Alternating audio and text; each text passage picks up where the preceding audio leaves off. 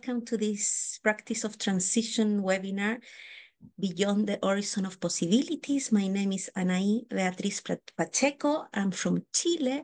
I'm part of the Practicing Transition Working Group, hosting these spaces.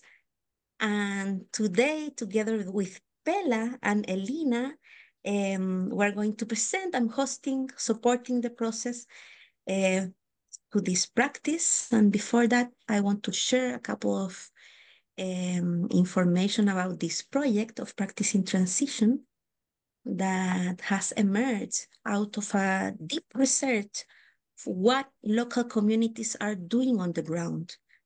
Was an impact study done on 2020, and 10 characteristics emerged of what is reality of transition groups on the ground. And I will share here in the Zoom chat a link for you to see meeting. There it is. A little bit more of these 10 characteristics. And out of that, we created this new project that is to simplify and to bring to practice these 10 characteristics that were more in like an academic, intellectual description. This project is bringing to practice. So, and after 18 years of transition movement, we have learned a lot out of our success and also about our mistakes. So we are super curious to know how today local groups are approaching to do the work that we want to do to transform this world into what our heart is dreaming. And so you're super welcome here, and I want to present you. And it's so nice to work in this because we get to know so beautiful beings around the world. So I want to present you Pela Thiel, who is a maverick ecologist, farmer, author, and educator, co-founder of Transition Sweden and Ecocide Sweden, leads a one-year ecopsychology program. So Pela is today with us, and Pela invite us also to share with Elina Eriksson, that is Associate Professor of the Department of Media Technology and Interaction Design at the Royal Institute of Technology in Stockholm. And her areas of interest are sustainability and human-computer interaction. So we are still receiving friends. Welcome, welcome. I just presented Pela and Elina. And Pela, we are with you. So welcome. A pleasure to be here today. Thank you, Anahi. And friends are still coming. And I just wanted to, before we started, that we ground ourselves together in this space where we are in many different places. But thanks to technology, we can share a little sliver of time and an experience together. So thank you so much for coming here, and thank you for the work that you do and the care that you have for the world that I think brings you here. And before we start with a tiny little chat check-in, I would invite you to just close your eyes for a minute, because this workshop will be a little time travel.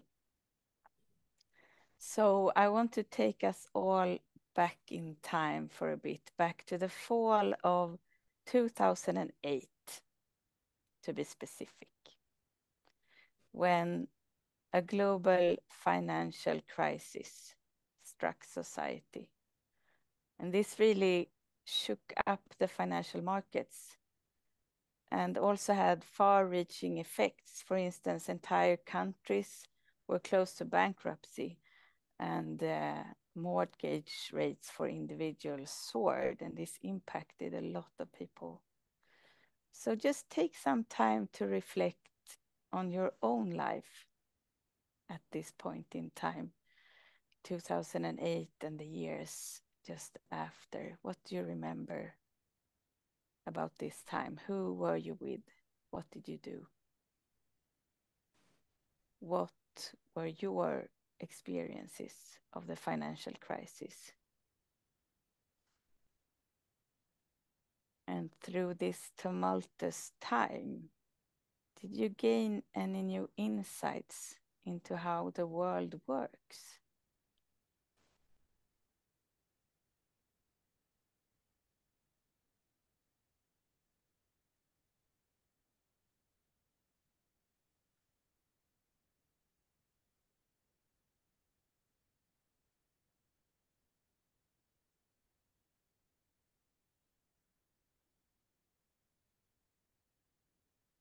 So thank you so much for doing that little time travel at the start of this workshop, which is a workshop about a workshop together. So with Elina, and in a co-creation between Transition Network Sweden and the Royal Institute of Technology in Stockholm and Uppsala University, we developed this workshop model, which is what it wants to achieve is to gather a group together that shares some context, maybe that they live in the same place or they have the same workplace, and to free up our imagination to think more deeply about what we can do together to transition well. And through that process, create connections for action. Because as you know, we have a lot of ideas and we bring them up swiftly, but then what do we do with it? So through this workshop, we wanted to create those connections and those networks for also taking these ideas into action. And what we will do today will not be the whole workshop. It will be a little taster, a swift introduction where we will try some parts of it online. It can also be held, obviously, with people together in a room, but it works quite well online, we find. We developed it, when we started develop it, the pandemic came. So then we had to adopt it to do it online. We are really pleased to do this with you because what we want is for this material to get out there, for you to use it, take it and run with it. And all the material that we will show and almost all the words that we will use are there for you to access. And you have already seen the link, I think. In the workshop itself, people will have this question of where were you in 2008 as a homework that they will do before. So this will already be thought through by people, but now we have it as a check-in. Elina, what else? Do you want to say something about the project we did together? Well, it's the best research project I've ever had in all of my life. So now it's a role model for how I want to do projects in the future. So I think it's difficult to not only talk about the workshop material, which is great. It's Creative Commons licensed and translated to English now, and you are just take it and run with it, whatever you would like to do. Or if you just want to take the main idea of it and do something of your own, we would welcome that. As a research project, I think it's different because we wrote the application together. So Pella was part of the group that wrote the application that didn't get funding the first time. We actually applied twice. And then we, as researcher at the university, we spent more time on the project, but all the important parts were done in collaboration. So Pella and her colleagues were part of planning how, prototyping the workshop, trying out the workshop with facilitators. We video recorded it, it was online, and we did the analysis together. And then we did 2 test workshops in 2 different places in Sweden. And that was also developed or analyzed and developed together after that. And then we've had a designer from the Transition Network involved in doing also the the visual format of it so that it would be like a coherent format.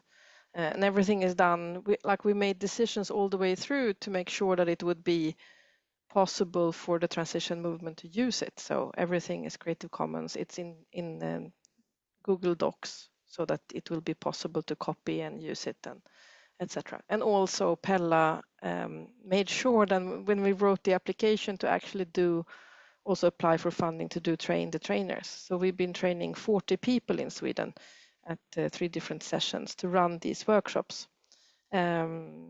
So that was also for me as a researcher a good reminder that you shouldn't just do your project until you have like an end product, but you actually think about how it's going to be received from your stakeholders that you're working together with. So that's something about that. Yes, so that's like overarching the project. And as it is maybe I could just add also that as you see what we are doing, keep in mind that one of the aims was also to invite people who are not familiar with transition, maybe people from business or civil servants or politicians. So yeah, if it strikes you as sort of maybe a bit square, that's the point to that. And we've had all sorts of people. Like, it was really difficult getting politicians into the room. I only think we had 2, but we've had 1 bishop, and then we'd have people from all kinds of civil society organizations, not only transition movement. We've had, like, in one place there was a lot of dropouts just before the workshop, and so, like, the participants that did come brought their mothers who like had never thought about transition. So that was really interesting, having people who were quite new to the subject being part of the workshop. And I think it worked especially well when there are people in the room who are really new to thinking about these things. But we've also like asked people that when they become a host for such a workshop, that they try to think about making a heterogeneous group. So making sure that they have a span of ages and a span of like experiences and from different parts of society, etc. And I think the youngest who has been part of the workshop has been, I think, 14, and the oldest 92. So that's a huge span of people who have participated. And we've done it online and in person 9 times, 2 times in person and 7 online workshops. And out of those 7, 3 of them were with more of a group of transitioners rather than a specific place. 4 of them were in specific places in Sweden. So 6 kind of proper workshops with a common ground in the space that they share. And of course, since it was an action research project, we had a dual aim of it. So as researchers, we were interested in figuring out if this idea that we had, counterfactual scenarios or past casting, which I will talk about, if that would work as a research methodology or as a workshop methodology. And then we joined in the interest in seeing if it could support transition. And the transition movement had this idea that we want to have a very easy and creative and open-ended workshop format that could invite people from all walks of life to talk about transition. Pella, is this where I talk about what past casting is? Yes, please. So then I have to ask Anahi to share screen and share the slide with the timeline.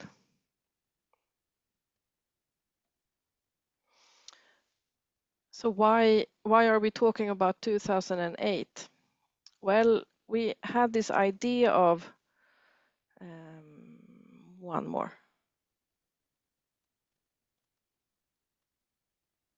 Hi. This one. Okay. Yes. So some of you might know about backcasting, which is a futures studies methodology that you use, where you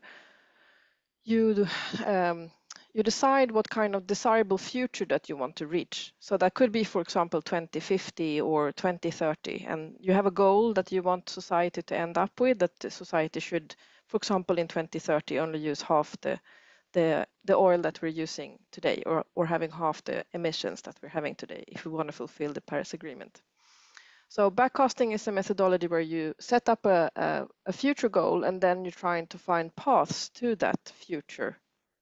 So how would society have to change in order to end up in that particular future? However, I think it's sometimes quite difficult to imagine what the future would look like, because I don't know what I will look like in 10 years' time. I have now kids that are 13 and 15. In 10 years' time, they're probably not going to live with me any longer.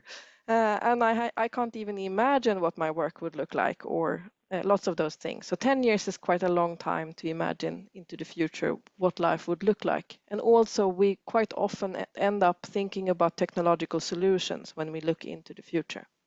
So what we wanted to explore here is something called past casting. So it's basically a back casting. It's just that you move it in time, so that you instead imagine a desirable present.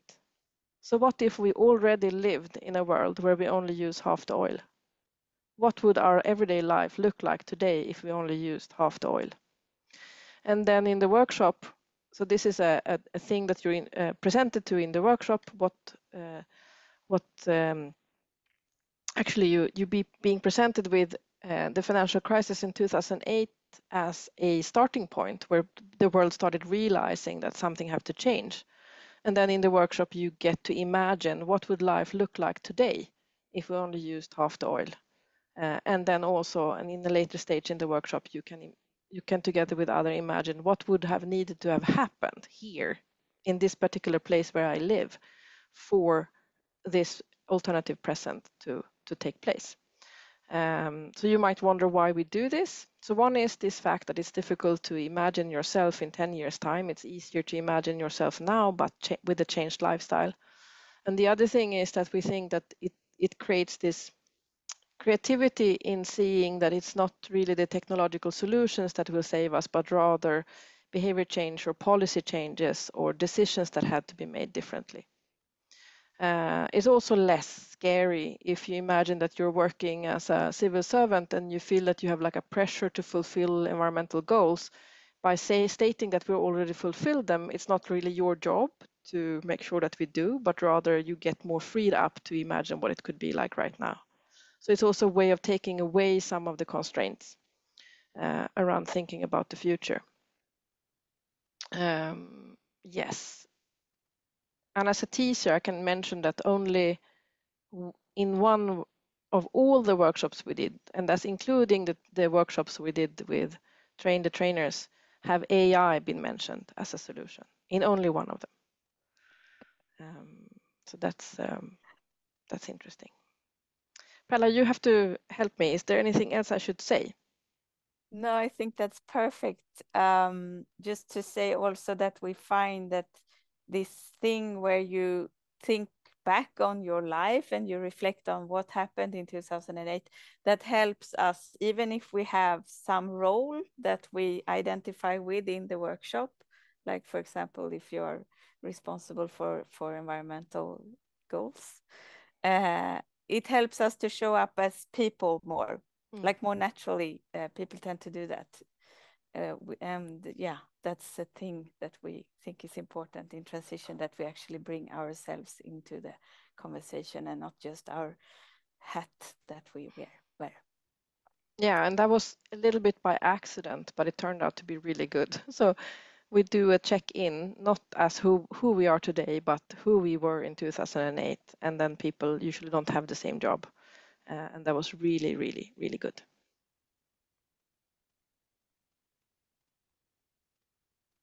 Yeah, and thank you for pointing that out, Anna He from Henning in Washington State, USA. The financial crisis of 2008 made me realize the resilience afforded to me and why biodynamic farm family. Yeah. Wonderful. Thank you. And thank you for all the sharing in the chat. I want now to take us to this moment when the world became society today is really dependent on fossil fuels, and especially this miraculous thing, oil, the single largest and most important source of energy. Oil, coal, and gas represent about 85% of the total energy consumption on Earth. Oil is not renewable, and what we use today. Bella? Yeah. Sorry to interrupt, but we're seeing both screens shared. Oh, the no. mirror and on the back, eso. Maybe you can make Eso. it bigger. Super. Now, super. Yeah. Gracias. Yeah. So, thank you for that. Almost all transports, ferries, airplanes, personal cars, and trucks are run with oil, as is conventional farming.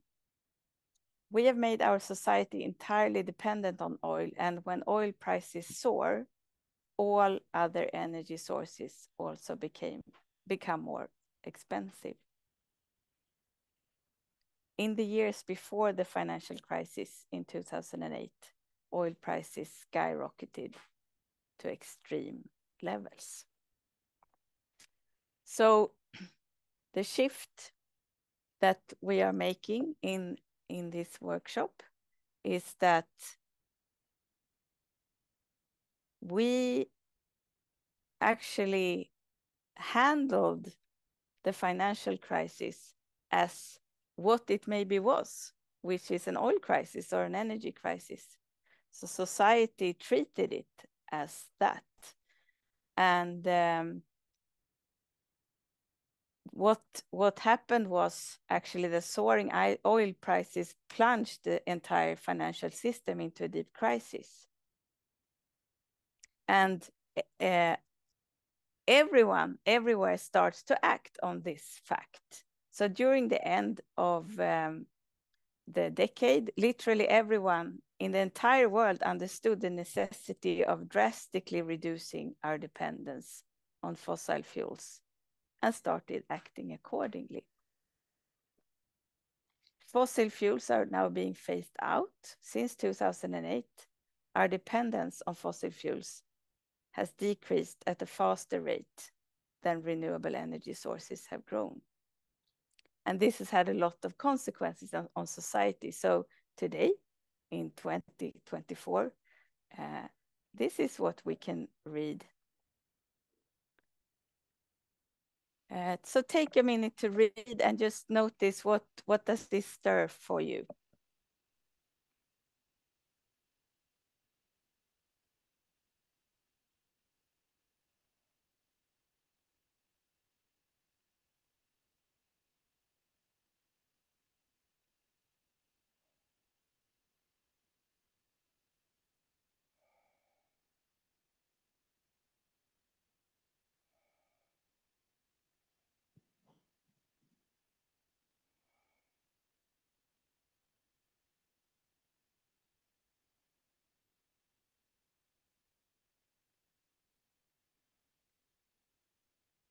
Maybe someone wants to share.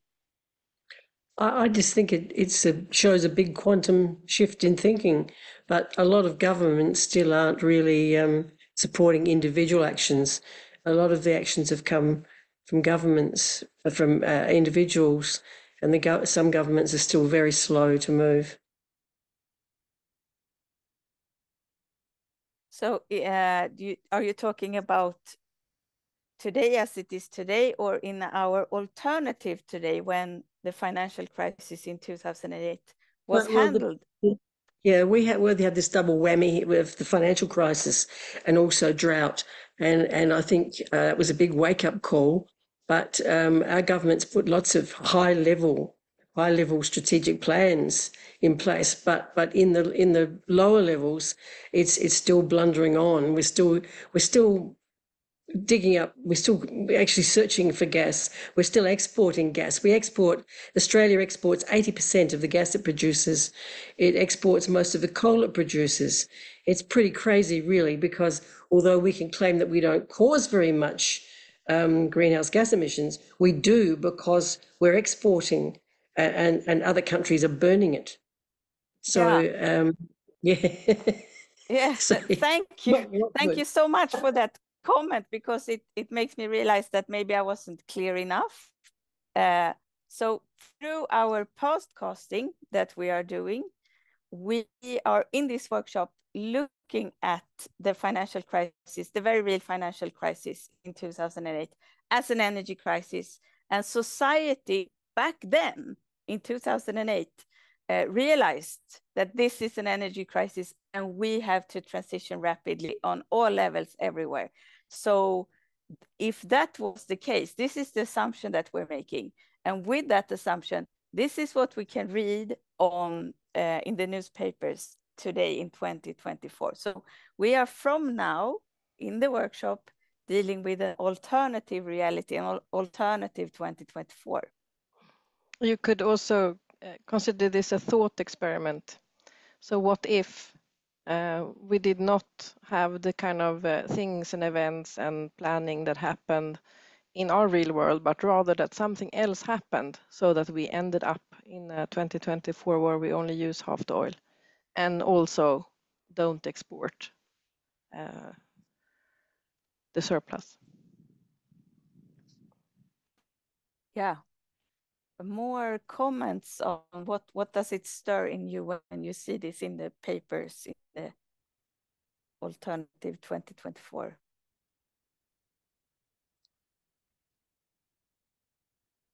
Well, the ideas back in 2008 were really good, but here we've still got very high level government officials and people on big salaries who want fast trains that can go in not only into city but into towns. We've got a big argument going on where I live, where somebody wants to bring a train here in 20 minutes, a 40k trip from the capital city, Adelaide. And that means all the land in between, some of which is under food production, will just go into housing. So it could be a potential disaster. And I see a headline here: editorial, slower trains a blessing. I'd like to be able to get the source of that and write it large here, because we don't. And if we pretend now, for the sake of our thought experiment that we are sharing now, that everyone everywhere started to act and understood the necessity of drastically reducing our dependence on oil, then what you are describing would not be the case. So in the reality that we are co-inhabiting now in this workshop, what you are describing is not happening. Something else is happening. And that's what we wanted to describe with these news stories. Someone else, what does it stir in you? Is this something you want to read in the paper? That climate change is given top priority.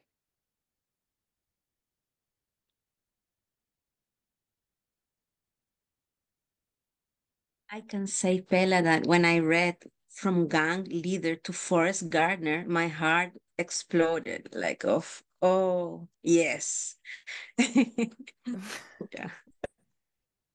And also that was actually a head news item, right? Mm-hmm.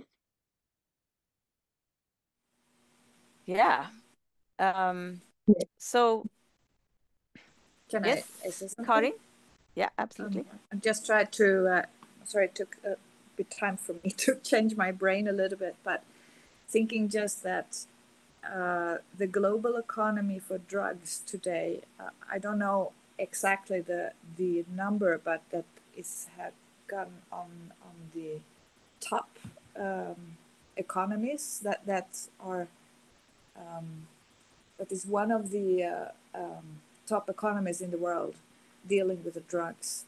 And one of the reasons for this is, of course, one of several reasons, is that farmers have to survive from farming something. And if that could be food instead, I mean, in this self-sufficiency idea, there are so many changes that could bring more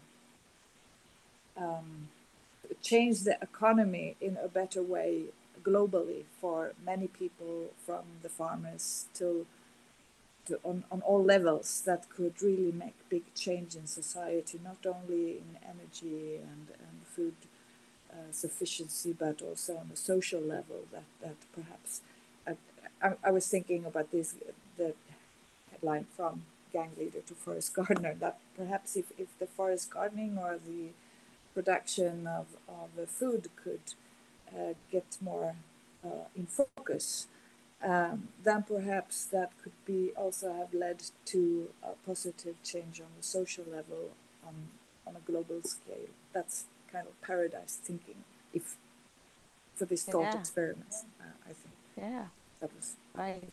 Thank you. It has consequences on so many levels. Thank you. Henning. You asked what would I like to see in our newspapers. Speaking from a local perspective, I would love to see that the community, the public in our small island, could take these issues seriously and make personal adjustments in their own lifestyle, how they travel, how they dress themselves, how they consume, how they produce food, how they deal with waste products. I would love to see in our local newspapers that these are issues that everybody in our county, which is 15,000 people, would be aware of and would be taken seriously. And I see the opposite. I think what I see mostly is individuals and organizations working on these issues as you describe it, but the public at large is either ignorant or indifferent to these issues. Yes, thank you. And that's maybe the case in the reality that we share outside of this workshop. But in this workshop, that's actually not the case, because we are agreeing now together on a different reality where literally everyone in the entire world understands the necessity of drastically reducing our dependence on fossil fuels. That's the agreement that we have made here. That's the other assumption. Are you following this? So the situation that you describe, Henning, is what we maybe experience when we get out of the door of the building where we are, but it's not the case in this space we share together, because now society on all levels, from local to global, are trying its very best to reduce the dependence on fossil fuels. So I think we are also going to look a bit on this tool, Miro, that some of you are heading into, and you find it in the link in the Zoom chat. And we will be working a bit here after a break, but I think maybe, Elina, if you would want to share Matthew's story, maybe that makes it come alive a bit more for us, because this shift in thinking that we are now together pretending that actually this has already happened. We don't have to be frustrated, because the last 15 years, society has really been working on a better, what we think is a better future, you know, less fossil dependency and all the effects from that. Yes, well, I have to then say that some of us are not frustrated, but some of us are a bit frustrated. So if you excuse I have had a cold, so my voice is a little bit cracked up, but I will now read a day in life scenario for Matthew. So bear with me. So this is a story of what life could be in 2024. Matthew was getting more and more annoyed and kept clenching his fist in his pocket.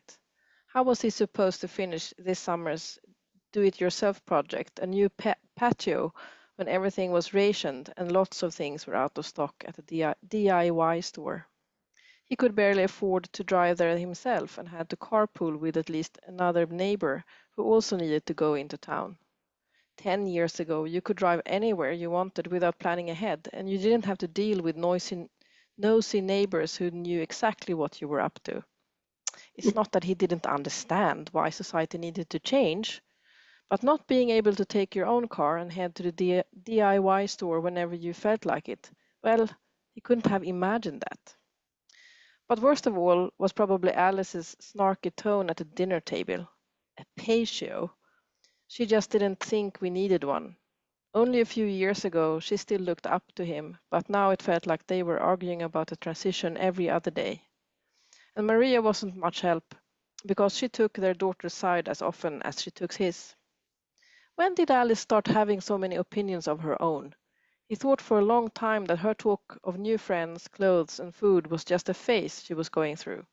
But after almost 3 years of planning a vegetable garden, tending to it herself, he had to admit that she was more stubborn than he was.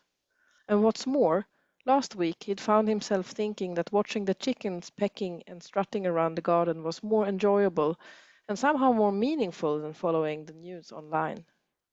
And that mini kiwi had borne fruit for the first time.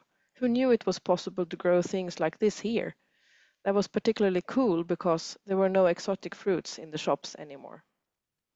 A neighbor had told him he should put his foot down with that girl, but how do you lecture a 17-year-old who has her own mind and does what the Swedish Civil Contingency Agency and the Swedish Transition Authority says everyone should do? So that was a very short a day in life scenario for Matthew, who perhaps was a bit frustrated with the changes that happen in the world. It's very good.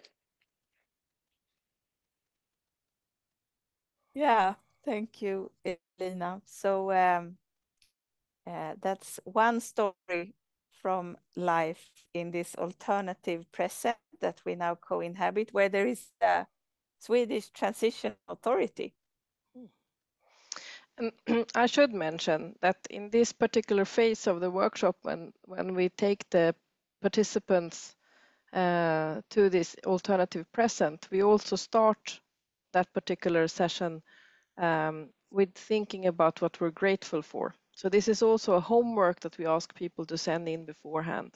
So we ask them to send 1 to 3 things that they're grateful for in their current life. I actually wanted to start next hour with that. Okay, yes. So then we start the next hour with that. Yes. So it's time for a little break. But before that, do you so far have any questions about where we are now? Like, is this something that's been... yes, it's difficult to make this different assumption about the world. So we are in progress together, but the progress maybe looks differently in this alternative 2024, when the oil crisis has really shaken our world. And as a result, we use only half the oil today as we would in our real 2024. So now it's time to start to just think about what does that mean in practice. But before we do that, I would just like us to have a moment and remind ourselves that although the world is very different, we still have many things that we are grateful for. And if this was the full workshop, as Elina said, you would already have reflected on your own, what are you grateful for in society that you inhabit today? And you would have sent that to me and I would read it out loud. But today we will just take a moment, just a minute, when maybe you close your eyes and take a few deep breaths and just reflect on things that we still have today, even if the world is different as it is from using half the oil. What are the things you are grateful for that you really want us to keep?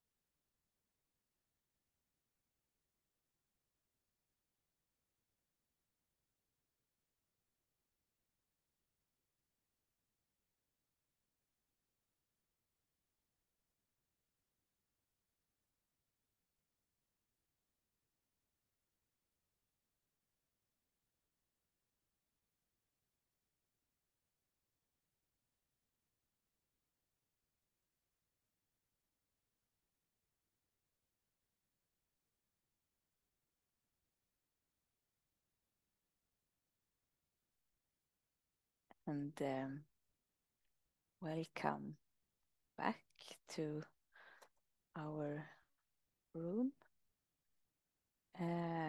Yeah, good question, Hillary. Are we looking for what we are grateful for now or in the imagined backcast or past cast? Actually, the same, I would say. So what is it that we have today that we want to keep, even if we use half the oil? So however you interpreted this, maybe you can share some of those things in the chat so that we can share them together.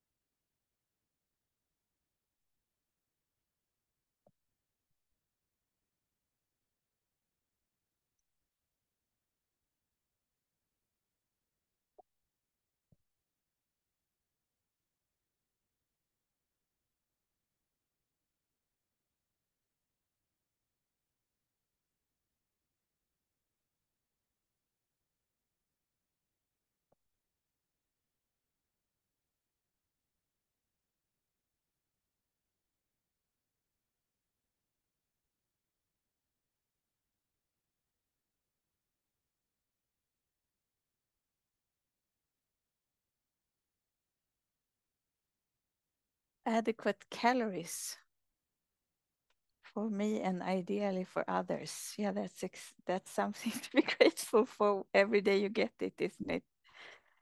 Friends, amazing nature, chicken around for nice eggs, music, silence, peace, trust, well-being of nature and people. And the amazing community, the outdoor, where I swim with friends every day. A roof over my head and food on the table. Walking, touching, breathing, cycling. Yeah. Assemblages of friends and people. The soundscape, birds, frogs, otters. Can we please keep birds, frogs, and otters? Yeah. Thank you. Thank you so much. And for the next step, or from Karin, the community, close friends, different people bring skills and moods to share, clean water, air, and heating, still resilience in nature, children and grandchildren. Yeah, trains, exactly, trains. Please, I also want to keep trains. Invest in sustainable transport so we can travel and hug each other. Exactly. So how do we keep all of those things in a situation when we only use half the oil? What does society look like? So I'm going to invite you now into, or Anahi is going to invite you into breakout rooms where we share a bit about this society that only uses half the oil. What does life look like? What do we do? How do we live? What do people work with? What would be different? And if you want to, I will invite you to use the Miro board. I'll pass the link again. I think you are there already. And this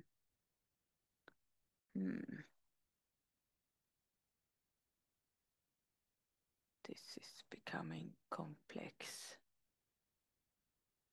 I will see where we are going. We're going to this thing called 3, an alternative present. And I think I should be able to bring all of you to me, but how do I do this? Lina, this is so much your expertise. I could do it just now, but I've lost you. Anyway, I think you will find a way to on an You're muted, Elena. Yeah, so I'm not entirely sure either. I mean, it was some time ago I went here. Yeah, never mind. I think people will find their way if you want to. And you will go to 3, an alternative present, and there you will find some virtual post-it notes, and you can take those post-it notes. You should be able to take them. Oh, I really tried this out, but what the gosh. This should be so. Can you write on them, Elina? Yeah, so Pella, I'm not I can't edit, so I can't bring everyone to me, but next to editing on your little round figure, you should be able to click on that and bring everyone to me. And I'm going to write something. I've tried it out. I've tried it out so many times, and of course it doesn't work right now. I'm writing on a blue post-it note now. Good. Then you can probably do that, all of you, if you wish. So you can just record your ideas, and usually when we do the full workshop, we have those figures there for the different breakout groups. I don't think we have to do that now. You can just use any color you like and write wherever you like in the alternative present frame there in Miro, or not. But I'm going to just send you out, and Anahi, you wrote the questions there in the chat. Thank you so much. And spend 15 minutes or so on them. See. Okay. Okay, so we go. Good journey there, open. You need to accept the space. I will put pause here. So welcome back. Welcome back, and thank you for bringing your ingenuity to this alternative present. And I just wanted to invite some harvest from the breakout rooms. How was it? How do we live? And also, what came up for you during this exercise? It's a similar exercise that we carried out in 2012 when I first joined our local transition group. It's 12 years ago. And so many of the things that we imagined then are actually happening. That's like people who are unemployed or with learning difficulties growing food, and the social impact of a local market, which we have. Wow, which we didn't have in 2012. Right. That's so encouraging to hear. Thank you.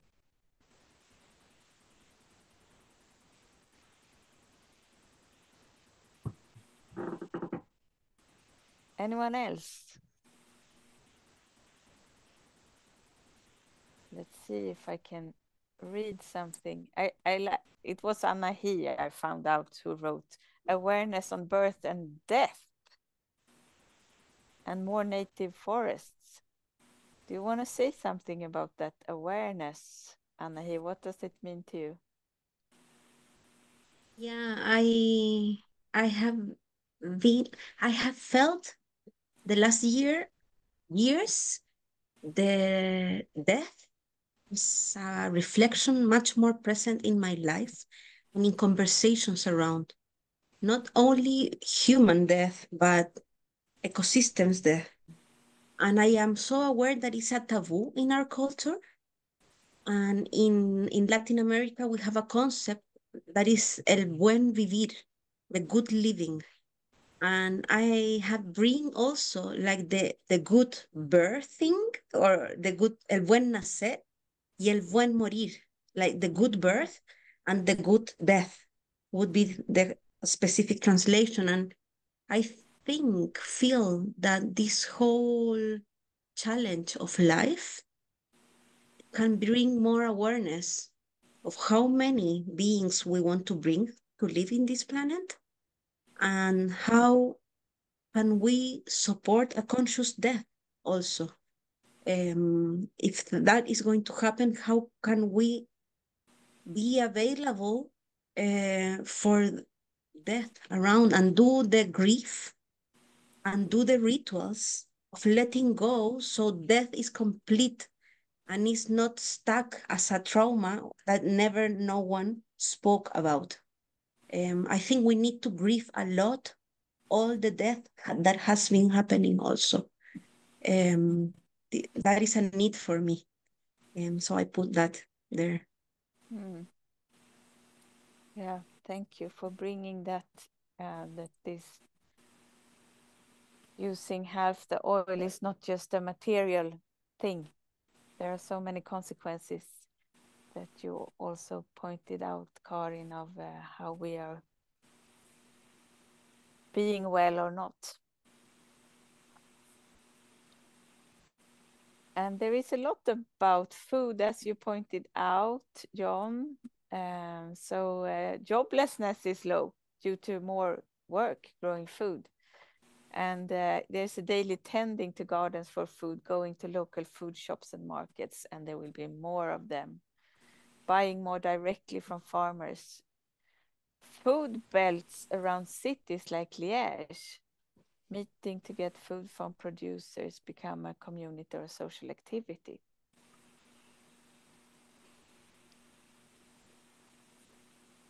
I don't know if you recognize this, but I often hear about the transition movement that, oh, you only think about food all the time.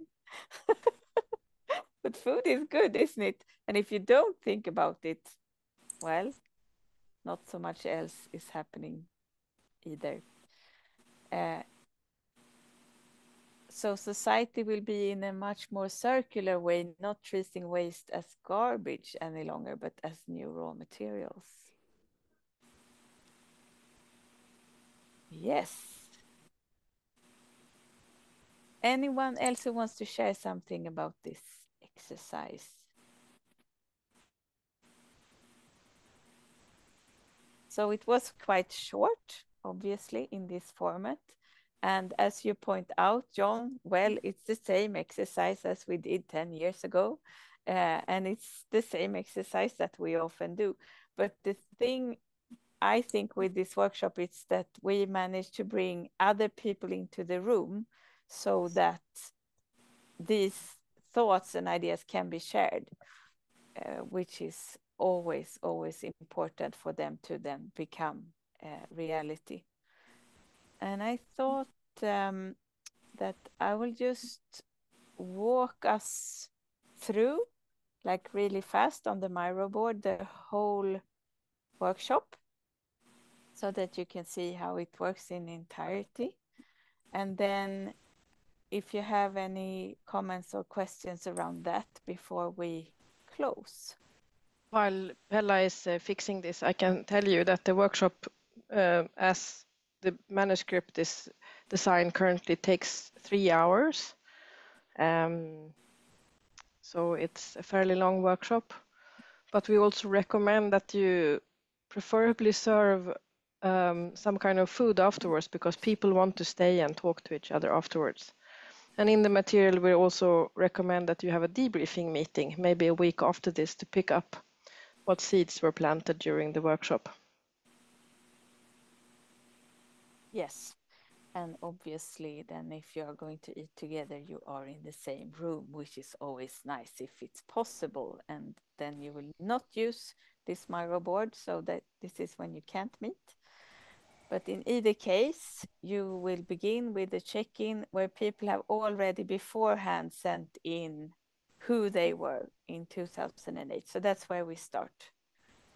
And then we go to this moment when the world became different, when we treated the financial crisis as not just a financial crisis, but as also an energy crisis, an oil crisis, and acted accordingly, which is what we didn't do in reality, but in this Beyond the Horizon of Possibilities workshop, we do. And then from there, we go directly to what does that mean in practice? How do we live now when we use only half the oil? And next step, which we will not do together now, is that you get into breakout groups again, and we look at what did we do to get there. So to get all of these food gardens and this awareness of birth and death, what did we do? What happened? Did we actually have to start creating? And it's quite difficult to plot it into a timeline, but we can try to do that, like what things happened first and what things happened later, and also on various scales, obviously. And then before we end the workshop, we get into also next steps. So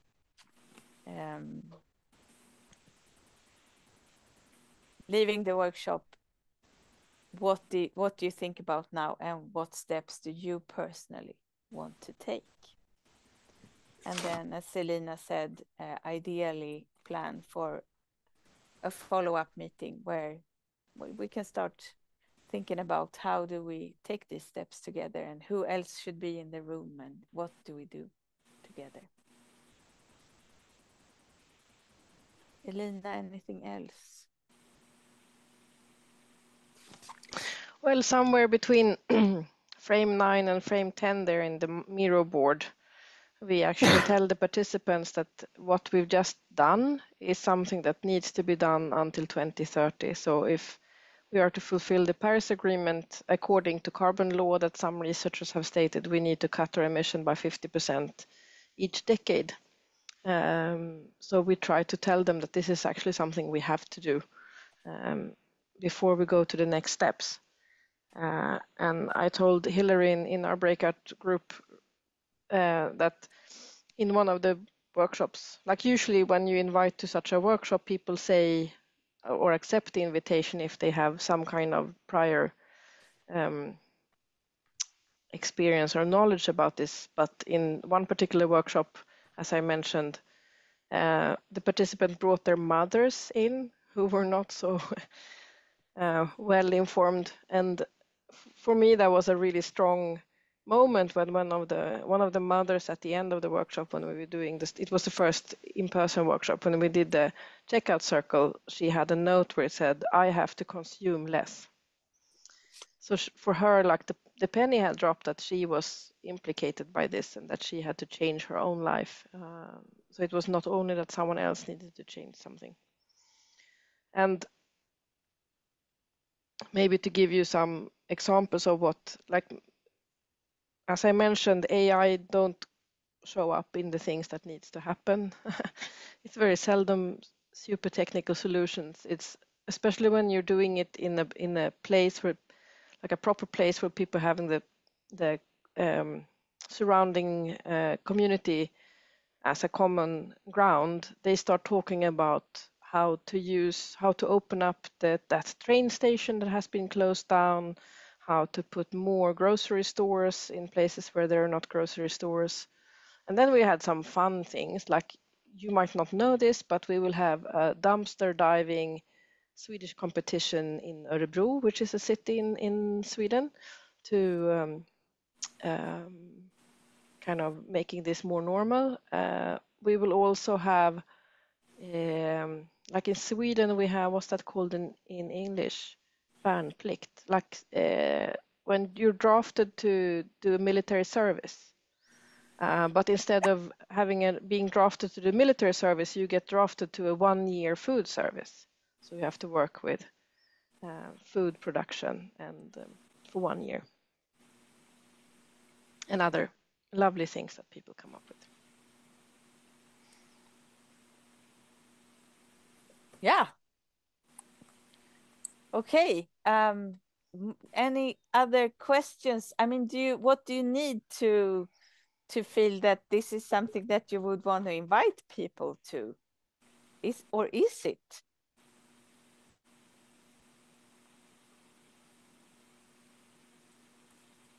I can just tell you what's there. So there's a guide in English where you can just read overarchingly what the workshop is about. There's a template for how you write an invitation letter. There's a word-for-word manuscript. I've been reading it in workshops 9 times. So it's like word. Okay, so I haven't really done the English workshop since it's a translation. So maybe you need to read it through to just check that it works, reading it out loud. But there should be a manuscript that you can read from start to end. And there's all these side materials. So on the Miro board, we showed you news headings, for example. Those are available as Google presentation slides. So you can either print them if you want to bring them to a workshop, or you can show them as a PowerPoint, like project them somewhere if you want to. And there's these harvesting sheets that you can use also, etc. And instructions on timings and instructions on what kind of materials you need. So all of that is there in English, and you're welcome to take it and make it your own. And for Swedish people, there is also a Swedish site, which is there, with everything in Swedish. Yeah. I think that's it.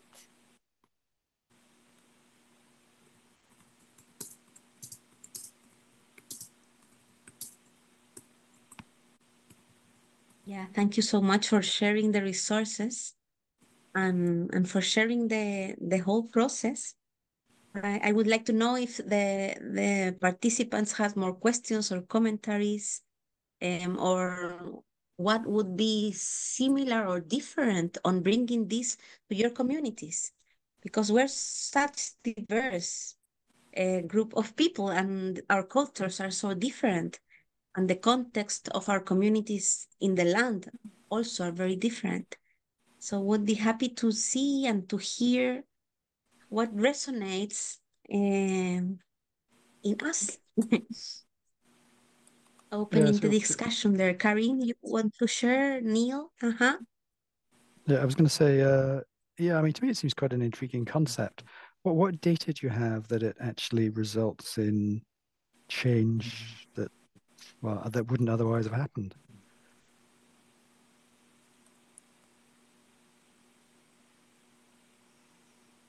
And I You're guess asking I'm a question, Neil? Yeah, that's right. Yeah, I'm asking a question. Do you have Can realizing you repeat, that please? Yeah, and I realize you won't have a perfect answer to this, but ideally what I'd like to see is some data to show that this results in outcomes change or whatever, and super ideally compared with another methodology and how it compares with that. but at least the I realize that's probably unrealistic, but I mean the question is, what, have you got any evidence that it's an intriguing concept, but that it actually results in positive change that wouldn't otherwise have happened? So I'd say that this particular research project where we developed this methodology, we didn't have that time to also look into kind of evaluating what would happen next. So it was a design research project where we put a lot of effort into making this workshop as a material, etc. So I would love to follow it up, but I also think it's really, really hard to do like an objective research on, because there are so many variables that you can't really control. So it wouldn't be easy to do it as a comparison, as you say. And I'm not sure. I don't think I'm not entirely sure that this workshop in and of itself will be like a game changer. Rather, I see it as one of many tools that we can apply to try to make change. And unfortunately, I think that the change that we make by having these conversations is perhaps not visible immediately, but it's something that we still have to do and trust that there is something happening within people after a while when they go and think about these things. But right now I don't have that kind of research, and usually I think it's hard to find research that can objectively say something like that, even though I would also like to have it because it's great to reference. Thank you, Elina, for the answer, and Neil for the question. And so aware of sometimes the difficulty on changing our narratives and trying to position ourselves in another story than the one that we are kind of attached to, even though we don't like it.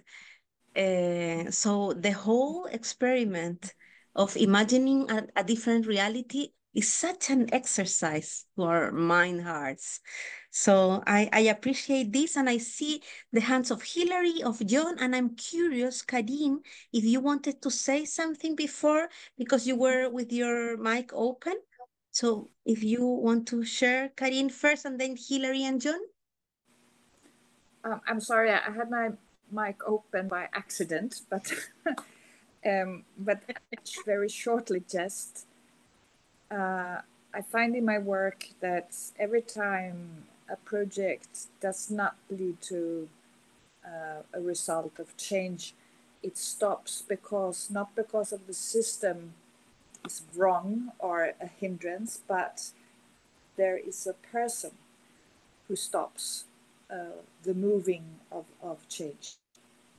And there might be problems in the system, but my experience is that there is always a person acting within the system.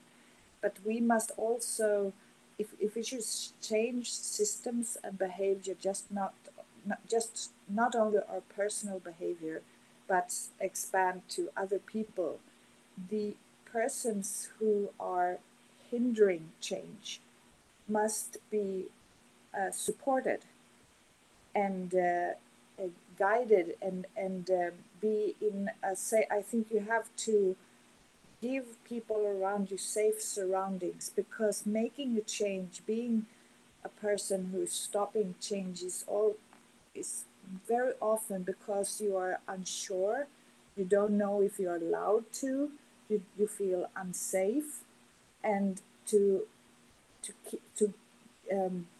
let changes flow, you must create safe spaces for people around you so that they can help you with a change in a direction. Then you can change the system too, if the system is a problem. So in 3 weeks I will have a workshop with a governmental company, and I see people there who are stopping the process, personally stopping the process, but I also see that they are threatened, they are unsafe. So I think this workshop will inspire me to see how can I create a surrounding where perhaps people can feel more safe to be creative of what can be done. Because it's not, because we can move the play field from their actual desk to a more safe space. So I hope I will be able to not take it just as a copy, but to take some of their ideas and put it in this other context. And perhaps I could create this safe space for discussion that might give safety, a safe surrounding to some people who I know at the moment are stopping the changes to be done in a good way. Sorry for my lousy English, but that's thank you, Karin. I thought that was lovely, Karin. I sometimes talk about this workshop as a sandbox, that you create a sandbox where you can play around with things and it feels really safe. So I'm happy that you got inspired by it. Thank you for giving this. Karina and Hilary, if you would like to share. Yeah.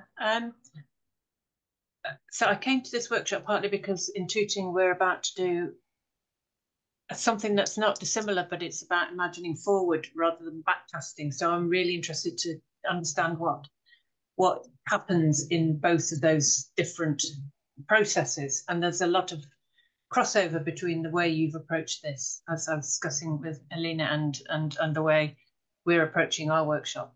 So it's very and brilliant that you're sharing the resources. I think that's amazing. I just want you to touch on what Neil said about change, because we had at one point to try and map the change that happened in transition Tooting over 12, 15 years.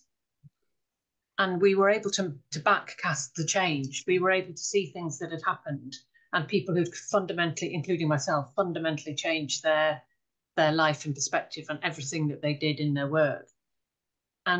But we could never have known to measure that at the time because we didn't know what was going to happen. And I was just thinking about that lady who said, so I went to various workshops when I was starting transition, and I probably went to similar things like this Joanna Macy workshops, and some pennies dropped and I changed my work. My entire work is in this relation, my entire life, everything I do. But I don't think I could have pinned that to any one of those moments, said that was it. And I certainly couldn't have said at the time or within a year what that would be. But the change was enormous because I've now gone on to affect many, many, many others. You know, I work in museums, so I've affected work across museums in the United Kingdom. And I wonder about that lady who said, I need to consume less. And she could just consume less as an individual, or she could set something up in her town that has a huge impact. And we won't know. We don't know that. And we won't know for 10 years. You know, so it's the measuring of this kind of thing. It's just if you I guess the thing is, I would say, is if you're worried about whether it will actually make a change, I think Joanna Macy says this, you probably wouldn't do it. But you have to trust in the instinct that you may have had moments like this that have changed your life and that it might change somebody else's. So I'm going to stop now, but just to say that. Thank you, Hilary, for your also deep experience of your life and the community in Tooting. And I'm curious about John. Yeah. Okay, we one of the projects we did in 2015 was called Transition Streets, and that originated in Totnes, and it's like a kind of mini transition group in my street. And I wanted to thank you for this workshop, because the element that seems to be not so much missing but difficult to pin down at the very start it's about 6-month program, and you meet in your friends in your street for 6 months and look at different aspects of your life. and the bit that was missing is, why are we doing this? Because there's an obvious good social impact and the peer pressure that comes from comparing what I'm doing, and just being aware that other people are doing the same kind of thing makes it so much easier. So I really would like to look at the materials to see if this would help us with that one aspect, which is, why are we doing this? That was one thing I wanted to say.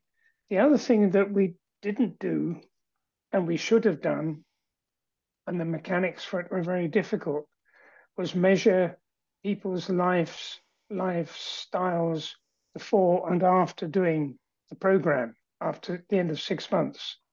And the present day iteration of the Transition Streets program, which is available, makes that much easier.